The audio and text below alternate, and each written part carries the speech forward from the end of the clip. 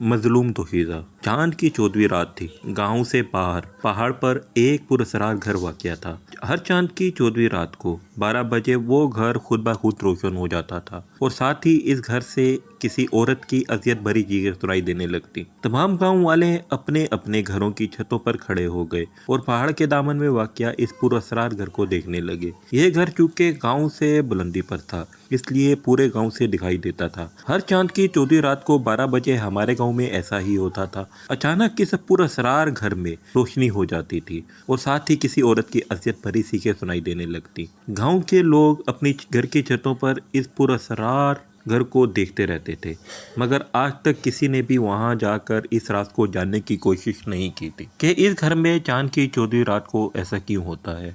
2 घंटों के बाद इस घर में दोबारा तारीकी छा जाती थी और औरत की आवाज़ें यानी चीखें भी बंद हो जाती थी। मैं बचपन से इस घर के बारे में यही सुनता आ रहा था कि इस घर में एक चुड़ैल रहती है। वो चांद की 14वीं रात को 12 बजे इस घर के जादू से बंद कर देती है और अजियत भरी आवाज़ें भी निकालती है, ताकि कोई ये सोचकर वहाँ चला जाए कि वहाँ किसी औरत पर जुल्म किया जा रहा है, और जो कोई वहाँ जाता है तो वो चुड़ैल इसे मारकर इसका गोश्त खा जाती है। मुझे इस बात पर बिल्कुल भी यकीन नहीं था। मेरा दिल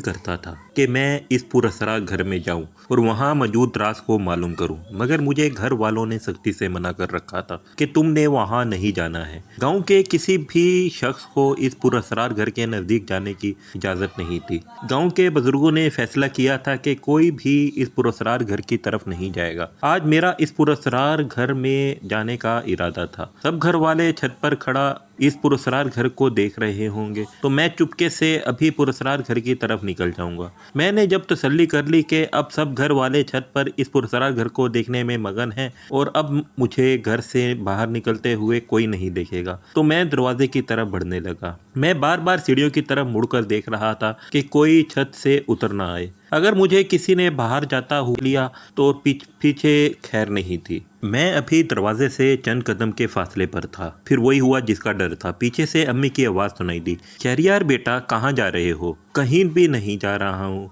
मैंने इस वक्त कहाँ जाना है, मैंने कहा। तो अम्मी बोली, इधर मेरे पास आओ। मैं अम्मी के पास चला गया। कहती, मैं जानती हूँ कि तुम कहाँ जा रहे हो। आजकल तुम पर इस घर में जाने का भूत सवार है। यहाँ से औरत की चीखें सुनाई देती हैं। तुम समझते क्यों नहीं हो कि इस घर में सिर्फ और सिर्फ इंसान के लिए एक चीज़ है और वो है मौत। तुम वहाँ जाओगे तो वहाँ तुम्हें मौत ही मिलेगी।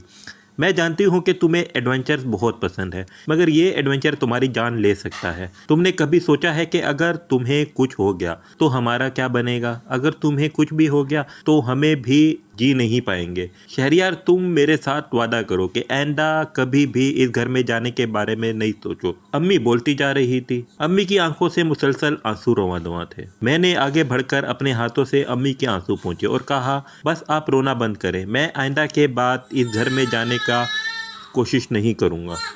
अम्मी ने मेरी बात सुनकर खुशी से मुझे गले लगा लिया और बोली, मुझे यकीन था कि मेरा प्यारा बेटा मेरी बात ज़रूर मानेगा। अच्छा आओ अब छत से इस घर को देखते हैं। आज इस घर में से नीले रंग की रोशनी दिखाई दे रही है। मैं अम्मी के साथ छत पर चला गया। अम्मी ने ठीक कहा था। आज इस घर से वाकई में नीले रंग की रोशनी फूटती हुई दिखाई दे रही थी। ज़्यादातर घर सफ़ेद रंग की रोशनी से फूटती दिखाई देती थी, मगर कभी कभी ऐसा होता था कि वो घर किसी मुख्तलिफ रोशनी से रोशन हो जाता था। मैंने अम्मी को तो ये कहकर तसल्ली दी थी कि आइंदा कभी इस घर में जाने की कोशिश नहीं करूँगा, मगर अंदर से मेरा दिल अब भी इस घर में जाने के लिए इतना बेताब था जितना पहले था। इसलिए मैंने अगली चांद की 14वीं रात को हर सूरत वहाँ जाने का फैसला कर लिया। दिन गुजरने लगे और गुजरते गए और अगली 14वीं की रात भी आ गई। मैंने शाम के वक्त अम्मी से कहा कि मैं ज़िशान के घर जा रहा हूँ और 2 दिन बाद वापस आऊँगा। अम्मी बोली, इस वक्त तुम जाओगे तो ज़िशान के घर पहुँचे तक अंधेरा हो जाएगा, इसलिए अभी ना जाओ, कल सुबह चले जाना। मैंने कहा, अम्मी मैं बच्चा नहीं हूँ जो अंधेरे से डर जाऊँगा। अम्मी बोली, मर्ज़ी है, तुमने अपनी ही करनी है, इसलिए तुमसे बहस करने का कोई फ़ायदा नहीं है, चले जाओ। मैंने शुक्र अदा किया और अम्मी से गले मिला और घर से निकल पड़ा। ज़िशान मेरा बहुत अच्छा दोस्त था। इसका गांव मेरे घर से थोड़ी दूर था। मैं और ज़िशान अक्सर एक दूसरे के घर आते जाते रहते थे, इसलिए आज भी मैंने अम्मी से ज़िशान के घर जाने का कहा था, जो कि महज एक बहाना था। मैं ज़िशान के घर नहीं जा रहा था, बल्कि मेरी मंजिल तो पहाड़ पर मौजूद घर था। आज चांद की 14वीं रात थी और मैं इस पुरस्कार घर में जाकर वहाँ का राज मालूम करना चाहता था। वैसे तो मुझे वहाँ जाने की इजाज़त नहीं मिलनी थी, इसलिए मैंने यही सोचा कि अम्मी से कहूँगा कि मैं ज़िशान के घर जा रहा हूँ और इस पुरस्कार घर में चला जाऊँगा। और घर से निकलने के बाद मेरा दिमाग इस पहाड़ की तरफ था जिस पर वो पुरस्कार घर वाक़या था। हर कदम फूंक फूंक कर उठा रहा था, क्योंकि मुझे डर था कि अगर किसी ने मुझे इस पहाड़ की तरफ जाते हुए देख लिया तो फिर मेरी खैर नहीं होगी। अल्लाह अल्लाह करके मैं गांव से बाहर निकल आया। अब मेरा डर काफ़ी हद तक कम हो गया था, क्योंकि गांव से बाहर पहाड़ की तरफ कोई भी नहीं जाता था, इसलिए मुझे अब ये खतरा नहीं था कि कोई मुझे देख लेगा। मैं मुसलसल पहाड़ की जानिब बढ़ता रहा। चलते चलते आखिरकार मैं पहाड़ के पास पहुंच गया। मेरे वहां पहुंचते से पहले ही सूरज गरूब हो चुका था। आज पहली बार मैंने इस पहाड़ के करीब से देखा था। इसकी बुलंदी तकरीबन 16 फीट थी और आज वो पुरस्कार घर जमीन से 300 फीट की बुलंदी पर वाक़या था। मुझे इस पुरस्कार घर तक पहुंचने के लिए पहाड़ पर चढ़ना था, जो कि मेरे लिए बहुत ही ज़्यादा मुश्किल काम था, क्योंकि आज से पहले मैं कभी किसी पहाड़ पर नहीं चढ़ा था। मैंने अल्लाह का नाम लेकर पहाड़ पर चढ़ना शुरू कर दिया। चांद की 14वीं रात होने की वजह से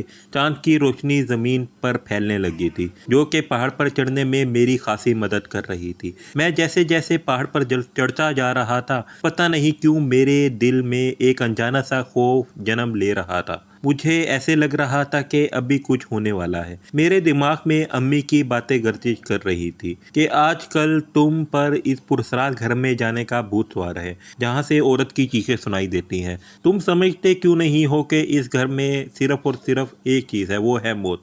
ये सब बातें मुसलसल मेरे दिमाग में घूम रही थी और मुझे भी ऐसा महसूस हो रहा था कि मैं मौत के पास जा रहा हूँ। मैंने सोचा अभी भी मेरे पास बहुत वक्त है, क्यों ना मैं वापस चला जाऊँ। मगर नहीं, मैं वापस नहीं जाऊँगा। अगर मैं वापस गया तो ये मर्दानगी की तौहीन होगी, क्योंकि मर्द जब एक रास्ते पर चल पड़े तो अपना मकसद पूरा करके ही लौटते हैं। मैं भी अपना मकसद पूरा करके वापस आऊँगा।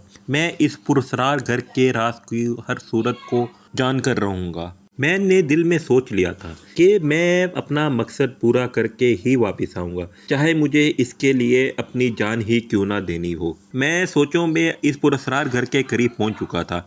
मैंने अपने हाथ पर बंधी हुई घड़ी में टाइम देखा तो 11:30 बज रहे थे। इस पुरस्कार घर में रोशनी होने और औरत की अजर भरी चीखें सुनाई देने में अभी आधा घंटा बाकी था। मैं काफ़ी थका हुआ था, इसलिए इस घर के बाहर एक बड़े पत्थर पर आराम करने के लिए बैठ गया। वक्त अपनी रफ्तार से गुजर रहा था। जूं जूं वक्त गुजरता जा रहा था, मेरे दिल में खौफ बढ़ता जा रहा था। मुझे ऐसा लग रहा था कि अभी आज की रात शायद मेरी ज़िंदगी की आखिरी रात होगी। मैं इस घर में जाने के बाद शायद कभी वापस नहीं लौटूंगा। 12 बज चुके थे। अचानक ही वो कमरा सफ़ेद रोशनी से रोशन हो गया और हमेशा की तरह इस औरत की अज़रियत भरी चीखें सुनाई देने लगी। गांव में चीखों की आवाज़ कम आती थी, जबकि यहाँ आवाज़ बहुत तेज़ थी। ऐसा लग रहा था कि इस औरत को बहुत सख्त अजियत दी जा रही है। इसकी अजियत भरी चीखें मेरी बर्दाश्त से बाहर होती जा रही थी, इसलिए मैं उठा और इस घर के दरवाजे की तरफ बढ़ने लगा। मैंने दरवाजे के करीब पहुंचा तो मुझे एक शदीद किस्म का झटका लगा। मुझे लग रहा था कि मैं बिजली की केबल से टकराया हूँ। मैं उछलकर कई फुट दूर जाकर गिरा। मैंने उठने की कोशिश की तो दर्द की वजह से मुझे उठने की हिम्मत ही ना रही। मेरे पूरे जिस्म पर शदीद चोटें आई थी। मैं काफ़ी कोशिश के बाद उठा और दोबारा दरवाजे के करीब चला गया। मैंने करीब जाकर गौर किया तो एक सुर्ख रंग का हिसार था जो पूरे घर के इर्द गिर्द खींचा हुआ था। मैं सोचने लगा, अब क्या करूं? जब तक ये हसार नहीं टूटता तब तक मैं अंदर नहीं जा सकता। इस हसार को कैसे तोड़ूं? अचानक मेरे दिमाग में एक आइडिया आया। मैं आयतल कुर्सी पढ़कर इस हसार पर फूंक मारता हूँ, हो सकता है कि ये हसार टूट जाए। मैंने ऐसा ही किया। आयतल कुर्सी पढ़कर इस हसार पर फूंक मारी। नतीजा मेरी सोच के मुताबिक निकला। वो हिसार टूट गया, क्योंकि वो हिसार शैतानी ताकत से बनाया गया था और शैतानी ताकत सिर्फ हक की ताकत से ख़त्म किया जा सकता है। कुरान हक है, इसका एक एक लफ्ज़ सच्चा है। इसीलिए मैंने आयतल कुर्सी पढ़कर इस हिसार पर फूंक मारी तो मेरी तवक्का के मुताबिक वो हिसार ख़त्म हो गया। मैंने अल्लाह का शुक्र अदा किया और दरवाज़ा खोलकर सेन में दाखिल हो गया। सेन काफ़ी बड़ा था। मैं चलते चलते हाल के दरवाजे के करीब पहुंच गया। मैं जूं जूं आगे बढ़ रहा था, इस औरत की चीखों और आवाज़ तेज़ होती जा रही थी। मेरे दिल में खौफ और बेचैनी बढ़ती जा रही थी। मैंने हाल के दरवाजे को हाथ लगाया तो वो खुद ब खुद खुल गया, जिससे मैं और ज़्यादा खौफजदा हो गया। मैंने एक नज़र हाथ पर बंधी हुई घड़ी पर नज़र डाली तो वो 12:30 बजा रही थी। अभी इस औरत की चीखें ख़त्म होने में 1.5 घंटा बाकी था। ना जाने क्यों मेरे दिल में खौफ बढ़ता जा रहा था। मेरे अंदर से कोई चला चला कर कह रहा था कि शहरियार, अब भी वक्त है, तेरे पास वापस लौट जा, नहीं तो बहुत बुरी मौत मारा जाएगा। मैंने अपनी अंदर हिम्मत पैदा की और अल्लाह का नाम लेकर अंदर दाखिल हुआ। अभी मैंने एक ही कदम अंदर रखा था, मेरी नज़र सामने पड़ी। सामने के मंजर देखकर मैं हैरान भी हुआ और मज़ीद खौफजदा भी हो गया। सामने एक बहुत ही हसीन दोशीज़ा थी जो रस्सियों से और जंजीरों में जकड़ी हुई थी और इसके इर्द गिर्द एक दायरे की सूरत में आग जल रही थी। इस आग की तपिश दोशीशा को अजियत दे रही थी। अजियत की वजह से इस दोशीशा की चीखें निकल रही थी। वो लड़की इतनी हसीन थी कि चंद लम्हों के लिए मैं इसके हुस्न में खोकर इसकी अजियत को भूल ही गया था। मगर जल्द ही मुझे अपनी इस गलती का एहसास हुआ। मुझे इसकी अजियत का एहसास हो गया। मैं होश की दुनिया में वापस आ गया। वो बहुत ज़्यादा तकलीफ़ में थी। इसकी अजियत भरी चीखें मेरी बर्दाश्त से बाहर होने लगी। मैं भागकर इस हसीना के पास गया और मैंने आयतल कुर्सी पढ़कर इस दोशीशा के इर्द गिर्द जलती हुई आग पर फूंक मारी तो वो आग बुझ गई और दोशीशा पुरसकून हो गई। इसने अपनी आंखें बंद कर लीं। ऐसे लग रहा था कि इसे सदियों बाद सुकून नसीब हुआ हो। मैं एक बार फिर इसके हुस्न में खो गया। वो इतनी ज़्यादा हसीन थी कि मैं इसका हुस्न बयान नहीं कर सकता। मेरे पास इसका हुस्न बयान करने के लिए अल्फाज ही नहीं है। इसने चंद लम्हों बाद आंखें खोलकर मेरी तरफ देखा और बोली, मेरे मोहसिन, तुम्हारा बहुत बहुत शुक्रिया। ये तुमने मुझे इस अजियत से निजात दिला दी है, जैसे मैं बरसों से झेलती आ रही हूँ। तुमने मुझ पर बहुत बड़ा एहसान किया है। इस एहसान के बदले मैं दुनिया की हर चीज़ लाकर तुम्हारे कदमों में रख सकती हूँ। मांगो, तुम्हें क्या चाहिए। मैं बोला, मैं इस घर में ये मालूम करने आया था कि ये घर हर चांद की 14वीं रात को खुद रोशन क्यों हो जाता है, जिसमें इस औरत की चीखें क्यों सुनाई देती हैं। आप मुझे ये राज भी बता दें, यही मेरा एहसान का बदला होगा। इस दोशीशा ने एक सर्द आ भरी और बोली, ये एक बहुत लंबी दास्तान है। मैं तुम्हारी तरह इंसान नहीं हूँ, बल्कि परिस्तान की परी हूँ। मेरी माँ को इंसानी दुनिया बहुत पसंद थी। इसे इंसान की हर चीज़ बहुत अच्छी लगती थी, खासकर इंसान इसे बहुत पसंद थे। वो अक्सर इंसानी दुनिया में आने लगी। हाँ, मैं हफ्ते में एक दफ़ा ज़रूर इंसानी दुनिया में आती थी। वक्त गुजरता गया, मैं जवान हो गई। मैं परिस्तान की सबसे हसीन परी थी। पूरे परिस्तान के जिन्नात मेरे हुस्न पर मरते थे, मगर मुझे जिन्नात अच्छे नहीं लगते थे। मुझे भी माँ की तरह इंसान पसंद थे। जवान होने के बाद मैं हर रोज़ अपनी सहेलियों के साथ इंसानी दुनिया में जाती थी। हमारा परिस्तान ज़्यादा खूबसूरत था, मगर ना जाने क्यों मुझे इंसानी दुनिया ज़्यादा खूबसूरत लगती थी। और मेरी सहेलियाँ इंसानी दुनिया में जाकर चश्मों और झीलों में नहाती थी, बागात और जंगलों की सैर करती थी और सरसब्ज पहाड़ों में जाकर गाने गाती थी। एक दिन मैं अपनी सहेलियों के साथ एक जंगल में उतरी तो वो जंगल बहुत ही खूबसूरत था। हम इस जंगल की सैर करने लगी। सैर करते करते मेरी नज़र एक लड़के पर पड़ी। वो लड़का कोई चिल्ला करने में मसरूफ़ था। वो लड़का बहुत ही ज़्यादा खूबसूरत था। पहली ही नज़र में वो लड़का मेरे दिल में उतर गया। मैंने अपने इल्म और ताकत से इस लड़के के बारे में जाना तो मुझे पता चला कि वो लड़का कोई आम लड़का नहीं है, बल्कि वो अपने अंदर बेपनाह ताकत रखता है। वो बहुत बड़ा जादूगर था। ये जानकर मैं और भी ज़्यादा खुश हो गई कि वो मेरे से ज़्यादा ताकतवर है। मैं न जाने कितनी ही देर खड़ी इस लड़के को देखती रही। मेरी सहेलियाँ जान गई थी कि वो लड़का पहली ही नज़र में मेरे दिल में उतर चुका है और वो मुझे अकेला छोड़कर जंगल में सैर करने चली गई। मैं वहीं खड़ी होकर इस लड़के का चिल्ला ख़त्म करने का का इंतज़ार करने लगी। न जाने कितनी ही घंटे मैं वहाँ ही खड़ी रही, मगर इस लड़के का चिल्ला ख़त्म ही नहीं हो रहा था। मेरी सहेलियाँ वापस आ चुकी थी। शाम के साए ढलते जा रहे थे। हम वापस परिस्तान चली गई। अगले रोज़ मैं अपनी सहेलियों के साथ दोबारा इसी जंगल में आई। वो लड़का इस दिन भी पिछले दिन की तरह चिल्ले में मसरूफ़ था। मेरी सहेलियाँ जंगल में सैर करने चली गई। मैं वहीं इस लड़के के पास बैठ गई। मेरी नज़रें मुसलसल इस लड़के के हसीन चेहरे पर मरकूज़ थी। वो हर वक्त वो मेरे है, मैं इसे देखती रहूं। न जाने कैसा शहर था इस लड़के में, जिसकी वजह से मैं इसकी दीवानी हो गई थी। रात की तारीकी छाने लगी। मेरी सहेलियां जंगल की सैर करके वापस आ गई। मैं ना चाहते हुए भी इस लड़के को वहीं छोड़कर परिस्तान वापस आ गई। घर में मेरा दिल नहीं लग रहा था। बार बार इस लड़के का चेहरा मेरी नज़रों के सामने आता था। मैं बेताब थी कि किसी तरह रात गुजरे और सुबह होते ही मैं लड़के के पास पहुंच जाऊं,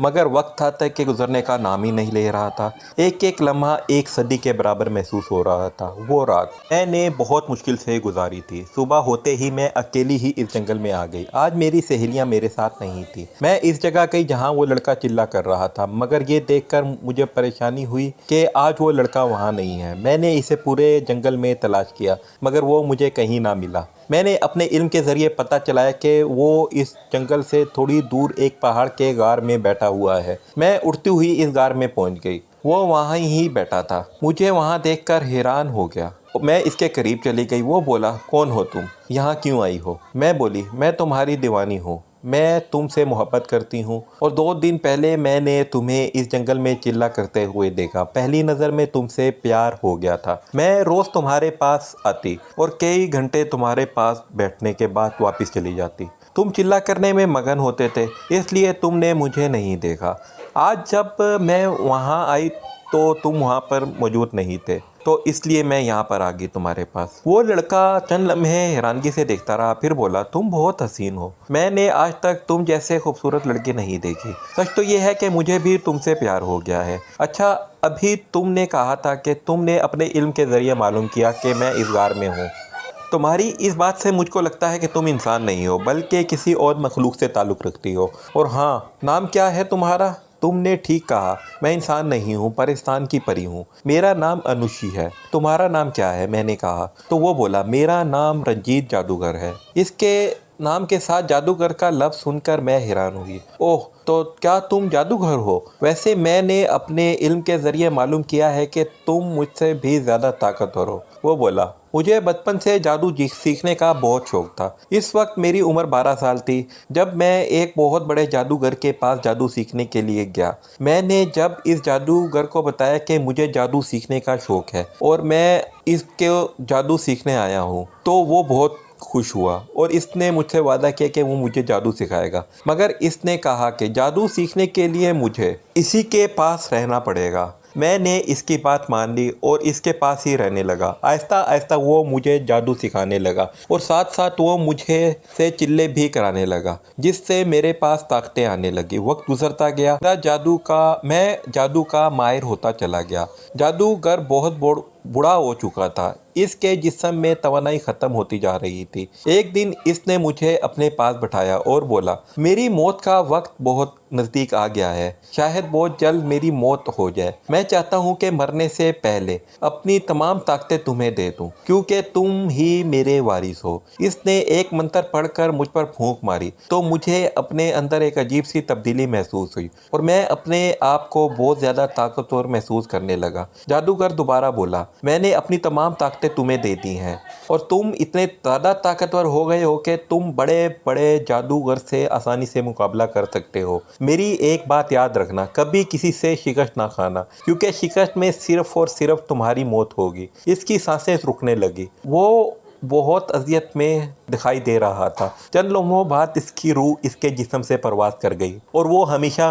की नींद सो गया। मुझे इसकी मौत का बहुत अफसोस हुआ। वो बहुत अजीम इंसान था। मैं घंटों इसकी लाश के पास बैठा रोता रहा। फिर मैंने एक गड्ढा खोद कर इसकी लाश को दफना दिया। वक्त गुजरता रहा। मैं चिल्ले करके अपनी ताकतों को मज़ीद बढ़ाता रहा। आज से 2 साल कबल मेरी आकाश जादूगर से दुश्मनी हो गई। आकाश जादूगर के पास मुझसे ज़्यादा ताकत थी। इसने मुझ पर कई बार हमले किए। मैंने हर बार बड़ी मुश्किल से अपनी जान बचाई। अब मैं मज़ीद चिल्ले करके अपनी ताकतों को बढ़ा रहा हूँ ताकि आकाश जादूगर से आखिरी मुकाबला करके इसे हमेशा हमेशा के लिए ख़त्म कर दूँ। मैं बोली, अब तुम्हें कोई चिल्ला करने की ज़रूरत नहीं है। अब मेरी ताकतें भी तुम्हारे साथ हैं। अगर आकाश जादूगर ने तुम पर हमला किया तो हम दोनों मिलकर इसका मुकाबला करेंगे। वो हमसे कभी भी जीत नहीं सकता। इंशाल्लाह फतह हमारी होगी। हम दोनों मिलकर इससे हमेशा हमेशा के लिए ख़त्म कर देंगे। वो बोला, हाँ ये ठीक है। हम दोनों इसके मुकाबले में अपनी अपनी ताकतें इस्तेमाल करेंगे तो जीत हमारी ही होगी। मैं बहुत खुश हूँ कि तुम मुझे मिल गई। मुझे बरसों बाद तुम जैसी लड़की की तलाश थी। तुम मुझे मिल गई हो। तुम मेरी तलाश ख़त्म हो गई है।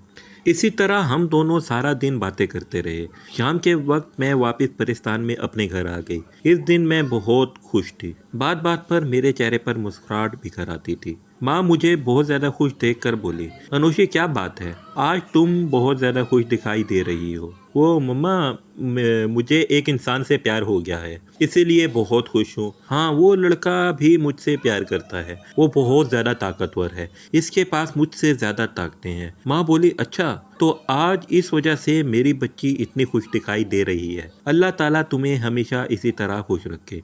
तुम जानती हो मैं इंसानों को बहुत ज़्यादा पसंद करती हूँ। मैं खुश हूँ कि तुमने एक इंसान को अपनी ज़िंदगी का साथी मुंतखब किया है और मुझे तुम पर पूरा भरोसा है कि तुमने जिसे पसंद किया है वो यकीनन एक अच्छा इंसान होगा। कल सुबह तुम इसे अपने साथ लेकर आना। मैं खुद उसका इम्तहान लूँगी और इससे फिर बहुत जल्द तुम दोनों की शादी कर दूँगी। माँ की बात सुनकर मैं शर्मा गई और भागकर अपने कमरे में चली गई। वो सारी रात मैं रंजीत जादूगर के बारे में सोचते सोचते गुजार दी। अगली सुबह मैं इससे मिलने घर में चली गई। वो अभी तक सोया हुआ था। इससे झुंझोड़ा। वो हड़बड़ा कर उठ गया। आज तुम कुछ जल्दी नहीं आ गई? इसने आंखें खोलकर मेरी जानिब देखते हुए कहा। तो मैं बोली, क्या कह रहे हो जल्दी आई हूँ? मेरे दिमाग ठीक तो है ना? तुम्हारा बाहर निकल कर देखो, सूरज सर पर पहुंच गया है। वो बोला, इतनी जल्दी सूरज सर पर पहुंच गया? मैं सोच रहा था कि रात हो गई है अभी। मैं बोली, अच्छा छोड़ो इस बात को, उठकर जल्द से फ्रेश हो जाओ, मम्मा ने तुम्हें बुलाया है। वो बोला, मेरी माँ को तो मरे हुए पूरे 20 साल गुजर चुके हैं, वो कैसे बुला सकती हैं?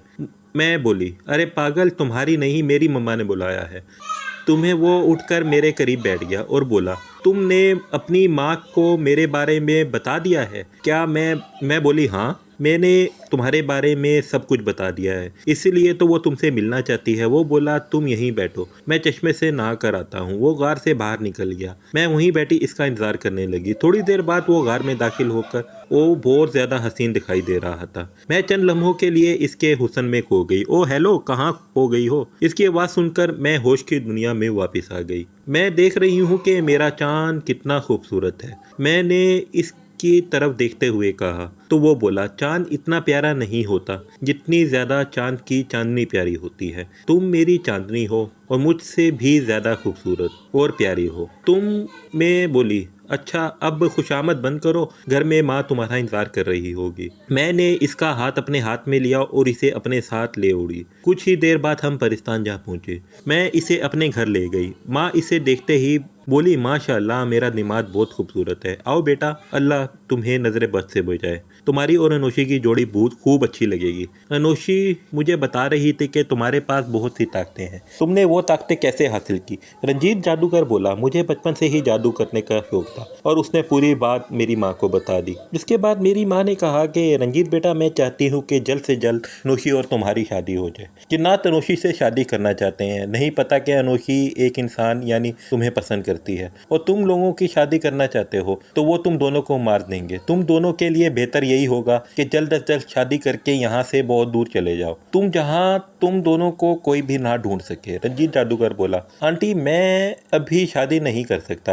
आकाश जादूगर को ख़त्म करूँगा, फिर इसके बाद मैं अनोखी शादी कर लेंगे। अम्मी बोली, रंजीत बेटा, मैं एक बार फिर यही कहूँगी कि जितनी जल्दी हो सके तुम दोनों शादी कर लो। ये ना हो कि पूरे परिस्तान के जिन्नात तुम्हारे दुश्मन बन जाए। अनोशी तुमसे रंजीत के साथ जाओ और इसे परिस्तान की सैर कराओ। ठीक है अम्मी, मैं इन्हें कब्रिस्तान की सैर कराती हूँ। मैं रंजीत को घर निकले और कब्रिस्तान की सैर करने लगे। रंजीत को कब्रिस्तान बहुत पसंद आया। मैंने इसको पूरे कब्रिस्तान की सैर कराई और रात के वक्त इसे वापस इसके घर में छोड़ आई। अगली सुबह मैं दोबारा रंजीत के पास घर में गई तो वो सोया हुआ था। मैंने इसे जगाया तो इसने एक बार फिर आंखें खोली और मुझे देखकर थोड़ा मुस्कुराया और दोबारा आंखें बंद कर ली। रंजीत, अभी तक तुम्हारी नींद पूरी नहीं हुई। मैंने रंजीत के बालों में हाथ फेरते हुए कंघी करते हुए कहा और बड़े प्यार से कहा तो वो बोला, जब से तुम मिली हो मेरी नींद तो उड़ ही गई है। बस हर पल मेरी आंखों के सामने तुम्हारा ही चेहरा रहता है। हकीकत में तुम मुझसे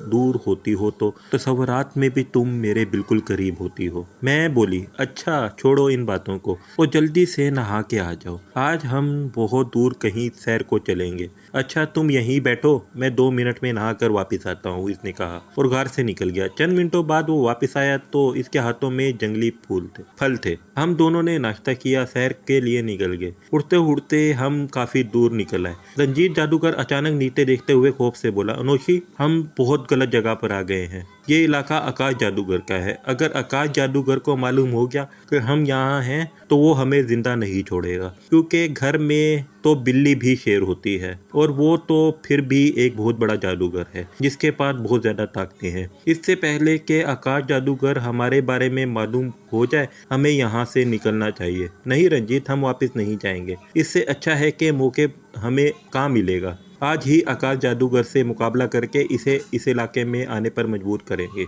जब वो हमारे इलाके में आएगा तो हम इसे आसानी से शिकस्त दे देंगे। चलो अभी वापस चलते हैं। मैं बोली, नहीं रंजीत, मैं आकाश जादूगर का मुकाबला करूंगी, चाहे इसके लिए मुझे अपनी जान ही क्यों ना कुर्बान करनी पड़े। तुम हिम्मत ना हारो, इंशाल्लाह जीत हमारी ही होगी। आकाश जादूगर की तलाश करके इसे मुकाबला के लिए ललकारते हैं। वो यूं हमें अचानक अपने सामने देखकर खौफजदा हो जाएगा। रंजीत जादूगर कुछ सोचकर बोला, तुम्हारी यही जिद है तो हम अपने आप को खतरे में डालकर आकाश जादूगर को तलाश करें। तो हम आकाश जादूगर को तलाश करने लगे। अचानक हमारे सामने एक बहुत ही भयानक शक्ल वाला भूत नमूदार हुआ। इस कदर खौफनाक था कि इसे देखते ही मेरे जिस्म में कपकपी तारी हो गई। इसके गंजे सर पर 2 बड़े बड़े सींग थे, आंखों से आग निकल रही थी, होंठ गायब थे और मुंह से कई बड़े बड़े दांत निकल रहे थे। वो गरजदार आवाज में बोला, कौन हो तुम और यहाँ आकाश जादूगर के इलाके में क्या कर रहे हो? शायद तुम लोग जानते नहीं हो, जो भी यहाँ आकाश के इलाके में आता है वो यहाँ से जिंदा लौट कर नहीं जाता, बल्कि आकाश जादूगर इसे आदमखोर चुड़ैलों के हवाले कर देता है जो कि इसे खा जाती हैं। अब तुम दोनों का हशर भी यही होगा। अब आकाश जादूगर बुला रहा है तुम दोनों को, इस भूत ने कहा और एक तरफ चलने लगा। हम दोनों भी इसके पीछे पीछे चलने लगे। मेरा जिस्म मुसलसल कांप रहा था। मुझे कांपते हुए देखकर रंजीत जादूगर आहिस्ता आहिस्ता मेरे करीब आया और बोला, तुम अभी से हिम्मत हार गई हो। अभी तो हमें अपने बचाव के लिए आकाश जादूगर से मुकाबला भी करना है। तुम हौसला रखो, जब तक मैं जिंदा हूँ तुम्हें कुछ भी नहीं होगा। चलते चलते हम एक बहुत ही बड़े महल के करीब पहुँच गए। इस महल के दरवाजे पर 2 और खौफनाक शक्लों वाले भूत खड़े थे। जो भूत हमें लेकर आया था इसने इन दोनों को दरवाजे खोलने का इशारा किया। इन दोनों ने दरवाज़ा खोल दिया और हम इस भूत के साथ महल में दाखिल हो गए। महल बहुत खूबसूरत था। हाल में एक बहुत बड़े तख्त पर एक काले रंग का इंसान बैठा हुआ था। वो रंजीत जादूगर को देखकर हैरान होते हुए बोला, रंजीत जादूगर, तुम यहाँ? लगता है कि आज तुम्हारी मौत तुम्हें मेरे इलाके में खींच लाई है। अब तुम यहाँ से जिंदा बचकर नहीं जा सकते। हा हा हा। रंजीत जादूगर बोला, नहीं आकाश जादूगर, मैं यहाँ मरने के लिए नहीं बल्कि तुम्हें मारने के लिए आया हूँ। पहले तो तुम मुझ पर वार करता था और मैं जवाब में दफ़ा करता था, मगर अब मैं वार करूँगा और तुझे दफ़ा के लिए मौका ही नहीं दूंगा। रंजीत जादूगर ने अचानक एक मंत्र पढ़ा और आकाश जादूगर की तरफ फूंक मारी तो इसने आकाश जादूगर को पेट में ले लिया। वो चीखने लगा और उसकी चीखों की आवाज़ सुनकर इसके गुलाम जिन्नात चुड़ैले भूत इकट्ठे हो गए और हम पर हमला करने लगे। मैंने और रंजीत जादूगर ने इनका डटकर मुकाबला किया और चंद ही मिनटों में इन सब को ख़त्म कर दिया। आकाश जादूगर को अभी तक आग ने लपेट में लिया हुआ था। रंजीत जादूगर बोला, अनोशी, अब हमें यहाँ से जाना होगा। थोड़ी देर आकाश जादूगर इसी तरह अजियत में रहेगा और इसे आग जलाती रहेगी, फिर इसकी रूह इस दुनिया से प्रवास कर जाएगी और इसके मरते ही ये महल तबाह हो जाएगा, क्योंकि ये महल इसने अपने जादू से बनाया है।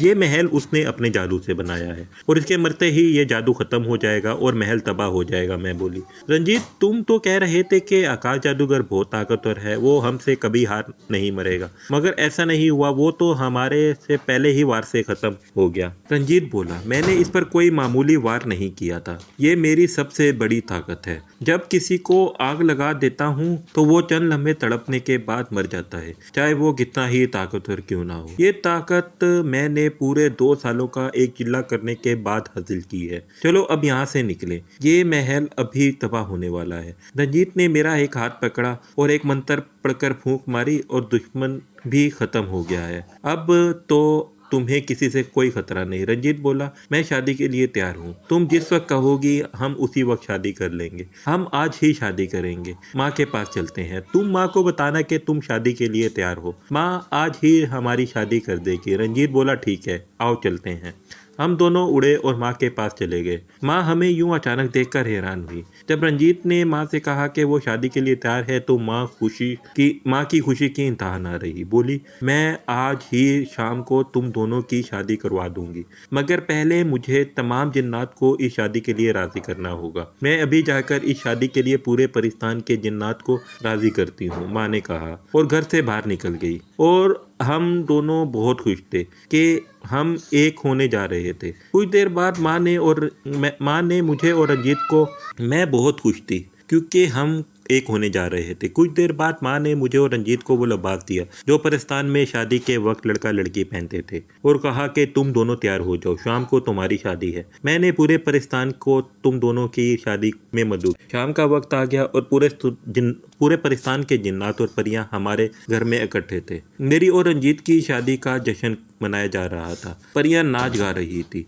थोड़ी देर बाद पाकिस्तान के रिवाज के मुताबिक मेरी और रंजीत की शादी हुई और रंजीत मुझे लेकर इंसानी दुनिया में आ गया। एक पहाड़ पर इसने अपने जादू से एक प्यारा सा घर बनाया हुआ था और फिर हम इसी घर में रहने लगे। हम दोनों बहुत खुश थे कि रंजीत शादी के बाद मुझे ऐसी ज्यादा प्यार करने लगा। हम दोनों रोज सुबह घर से निकल जाते और सारा दिन घूमते रहते और शाम को घर वापस आ जाते थे। कभी कभी पाकिस्तान में माँ के घर चले जाते थे। हमने माँ को कई बार अपने साथ लेके जाने की कोशिश की। वो कहती थी कि मैं पाकिस्तान में पैदा ही हूँ और सारी ज़िंदगी मैं पाकिस्तान में ही गुजार दूंगी। अब जब कि मेरी मौत बहुत करीब है, मैं इंसानी दुनिया में क्यों चली जाऊँ, मैं पाकिस्तान में ही मरूंगी। वक्त गुजरता चला गया और रंजीत की शादी को 1 साल हो गया। एक रात जब मेरी आँख खुली तो रंजीत कमरे में नहीं था। मैंने इसे पूरे घर में तलाश किया मगर वो मुझे कहीं भी दिखाई नहीं दिया तो मैं परेशान हो गई। वो रात के इस वक्त मुझे अकेला छोड़कर कहाँ चला गया।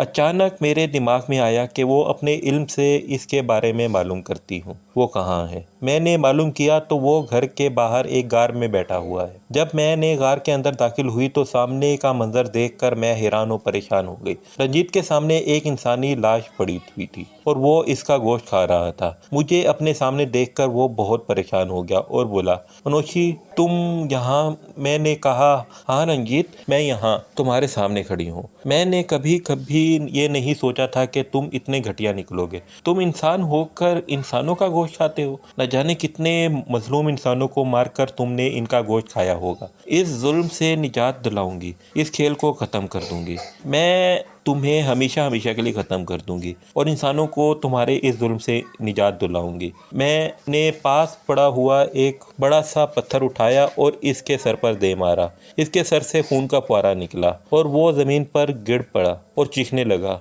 वो इस कदर अजियत में था कि इसकी अजियत देखकर मेरी आंखों में आंसू आ गए। मैं रोने लगी कि मैंने कभी नहीं सोच सकती थी कि अपने महबूब का ये हशर खुद करूंगी, मगर नहीं, वो इंसानियत का दुश्मन था। इंसानियत के बचाव के लिए इसे ख़त्म करना ज़रूरी था।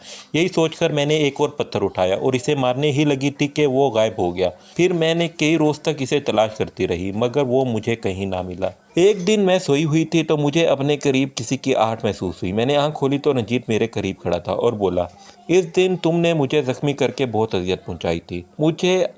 मैं तुम्हें पूरी ज़िंदगी के लिए अजियत दूंगा।